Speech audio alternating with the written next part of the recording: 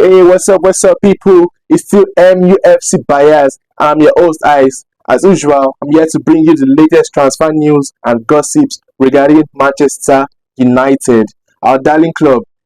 It's been a quiet day, sorts of, because all attention has been shifted to the preseason tour that is going down in the United States of America.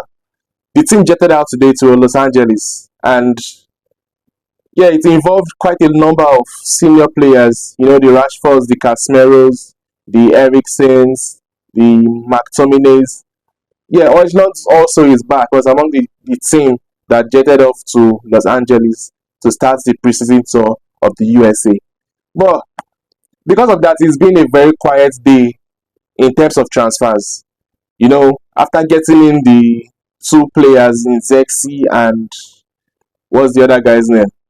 Euro, it's been quite quiet. It's gone quiet a bit because there's a stalemate with, for instance, the Ugarte deal. PSG are not yielding. They're not bulking to Manchester United's demands or to Manchester United's offer because Bayern Munich are the ones making the demand. I mean, yeah, PSG are the ones making the demand. PSG are not bulking to Manchester United's offer. Bayern Munich are also not bulking to Manchester United offer for Matthias De Ligt. Yeah, I think those are the two closest deals that they are close to completion at the moment, and there's kind of a stalemate. We've hit an impasse. Manchester United do not want to increase their offer for these two players because it's quite dicey, right? Now Manchester United know that Bayern Munich, for instance, need to sell. They need to sell Matthias De Ligt in order to fund their pursuit of Jonathan Tah because of the OPSR and FFP issues. Manchester United know teams, they know Bayern Munich are in the same situation as they are. So there's no way Bayern Munich are going to move ahead with their purchase of Jonathan Tah without first selling Matthias De Ligt. So I think that gives Manchester United kind of an edge in that regard. So they are holding their own. They are refusing to pay what Bayern Munich are requesting, which is around 50 million euros. I think that's maybe not too much, but looking at the realities on ground, yeah, that Bayern Munich needs to sell, and Manchester United do not have so much cash to throw around this summer because of the whole FFP rules and all. So Manchester United wants to get a better deal.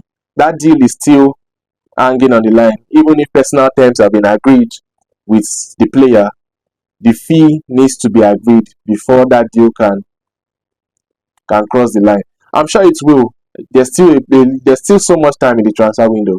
At least I think, almost a month. So the deal is still very. I'm sure it's going to happen. I'm sure we'll see Matthias De Ligt in the Manchester United shirts next summer. But currently, it's still on hold. The situation is also the same with Manuel Ugarte. PSG are demanding what Manchester United do not want to pay. And Manchester United are looking to hold in, to stretch out, let it drag on a little bit and see if PSG are going to yield eventually. Especially with the interest that they are having in Jadon Sancho. At least if PSG can successfully acquire the services of Jadon Sancho, that would ease Manchester United, to make it easier for Manchester United to acquire Manuel Ugarte. I don't know, if it wasn't so complex, I would have just suggested they do a swap deal. Like they get the Jadon Sancho and maybe pay a little fee while Manchester United gets Ugarte. But I know swap deals are more complex than it looks. So many teams are veering off that idea. It's not something that happens regularly because of the complexities involved. Yeah, there's also news on Wan-Bissaka. I mean, Manchester United, because of the fact that they really want to let the player go, they reduced the asking fee to 10 million euros. I mean, that's absurd. 10 million euros is way too cheap for a player of Wan-Bissaka's ilk, of his quality, of his stature. Wan-Bissaka is, we all know, arguably, is the best right back in Europe when it comes to defensive abilities. The only thing that is weighing him down, that is making him not, not being seen in the light of elites, is the fact that he doesn't offer so much attacking wise, like in the attacking phase. And due to the fact that he doesn't offer much in the final third, his stock is kind of lowered a little bit because most top clubs need very attacking fullbacks. But still, that doesn't take away his quality, and that doesn't make him a £10 million player. I mean, we saw Manchester City, we saw Aston Villa and Chelsea do deals for their teenage players that haven't even played any minutes in the first team for about £19 million. Then, why would a quality Premier League proven defender be getting sold, or be having an asking fee of £10 million? It's, I don't know what Omar Berada and Ashworth are hoping to achieve with that. Probably there will be crazy add-ons in the deal, maybe high sell-on clauses or stuff like that. But I'll keep faith with them. I'll keep faith with them. I trust them to do what's best because they are footballing geniuses and they have the brains to do what's best. So I believe they have the best, Man U's best interest at heart. Moving on from Wan-Bissaka, there's also news that Ajax are preparing a loan offer for Christian Eriksen. In as much as we need to buy players, we also need to balance the books with outgoings, with sales. And these are players that we hope Manchester United gets to sell before the end of the transfer window. Eriksen is one of them. And if this deal comes through, he gets in a loan deal to Ajax, probably with an obligation to buy, I think that would be a very, very, very beautiful move for Manchester United, from Ajax, and even for Eriksen himself, to pave way in the midfield for other incomings. So I'm looking forward to that. I hope he gets the move, even if he's on the plane to Los Angeles. Yeah, it doesn't really make the deal any slower. So we hope that guy has pace in the coming days. McTominay is traveled with the team, but Fulham are preparing a second bid for the player. They had a first bid for McTominay rejected by Manchester United sometime last week. Now they are coming back for the player with a second bid. They really want the player. They want McTominay. They want him to replace Paulina that they got sold off early in the transfer window. So this is looking like it's going to happen.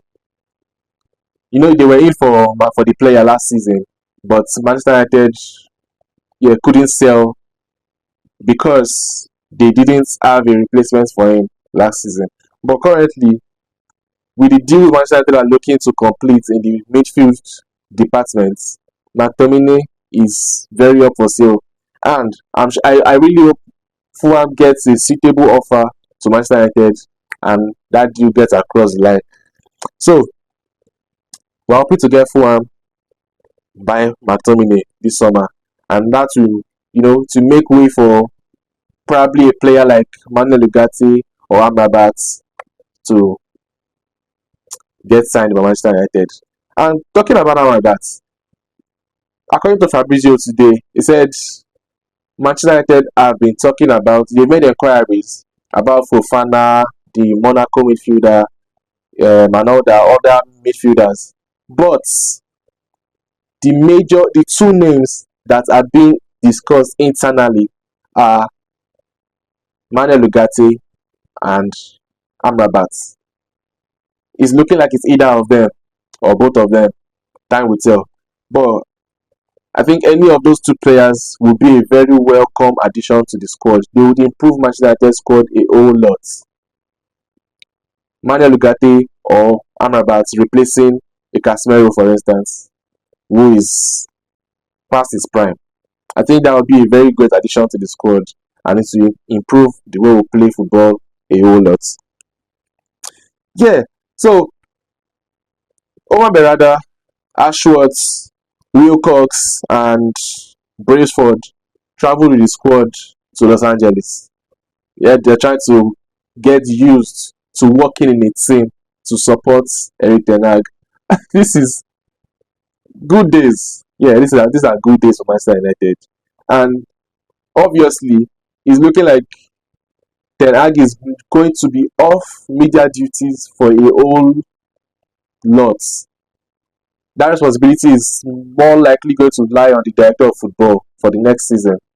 I mean, you've seen Ashworth, he's had a little, yeah, he's had interviews here and there, and it's getting more obvious that those responsibilities are going to lie on his shoulder going forward.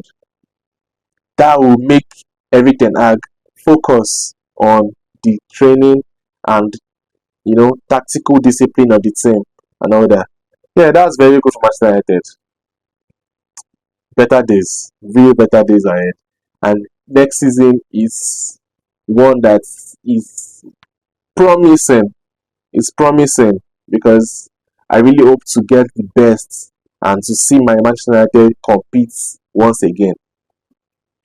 Yeah, talking about competing, we need goals to compete, and that those goals are at least the majority of the goals are expected to come from the attacking line, the front line, in the likes of Rasmus Hojlund, Zexi, Garnacho, Rashford, Anthony, Ahmad, and the likes.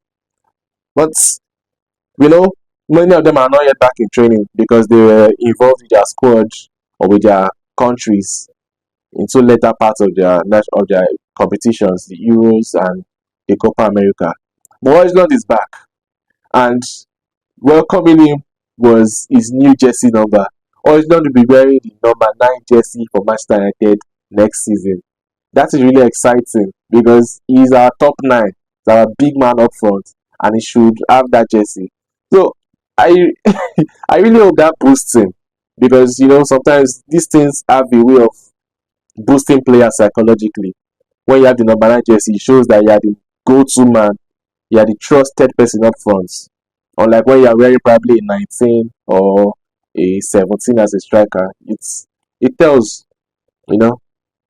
So I really hope that does a whole lot of good to Hojlund's confidence and he bangs in the goals next season that fires Manchester United to the title, yeah, hopefully, or to win titles next season and to compete favorably among the best teams in Europe and in the league. Alright, with that, I'll be coming to the end of the show and think that's all we have for today. There's not so much news regarding Manchester United today because of the distractions of traveling and the transfer deals that are stalling at the moment. But hopefully, we have more news before the week runs out. And when I say news, I mean transfers, I mean signings. This week has been, before last week we had a signing, upper week we had a signing. This week we're still looking forward to who Manchester United are going to sign. I hope we get one across the line. And we have that Here We Go. The favorites, the famous 3 words. I hope that comes true this week. Alright, well, until then, I hope you have a good day. Catch ya and stay blessed.